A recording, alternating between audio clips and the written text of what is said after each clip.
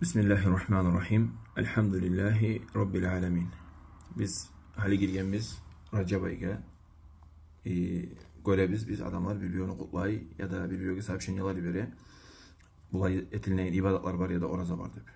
Şuna hakkında kıskaça aytmasaydım. Birincisi Recep ayı Allah-u Teala etken haram aylardan biridir. Allah-u Teala Kur'an'da ayta Allah-u Teala köplendiğinden diyerek geldi. Allah-u Teala'nın 12 ayı vardır diye. Allah-u Teala'nın aldığında 12 ay vardı. Olan 4'üsü haram aylarda değil. Zülkade, Zülhicce, Muharram, o Recep ayı, biz hali girgen Recep ayıga. Bunu Recep ayının içinde etilinen günah işler artıktır Allah'ın aldığına. Haram ayların içinde etilinen günah işler artıktır Allah'ın aldığına.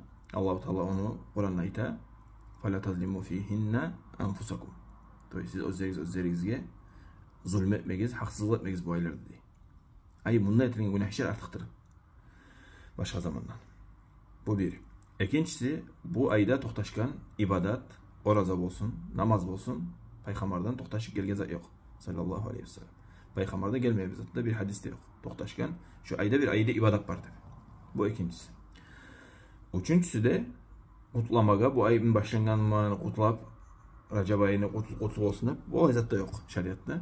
Biz biliriz, bizim bayramlarımız şeriatta iki var. Eidul Fitr, Eidul Adha. Bunlar mı kutlayız biz bayramlarımızı? Oraza bayram ve Kurban bayram. Bunlar mı kutlayız? Bunlar bizim bayramlarımız. Recep ayı başlanganı ya da başka bir ay başlanganı olay kutlap şeriatta bu da toxtaşmagan. Ekke nasihatma faydalanma Allah nasip etsin. Ve sallallahu aleyhi ve sellem ala nebine Muhammed ve ala alihi ve sahbihi ecmain. Elhamdülillahi Rabbil alemin.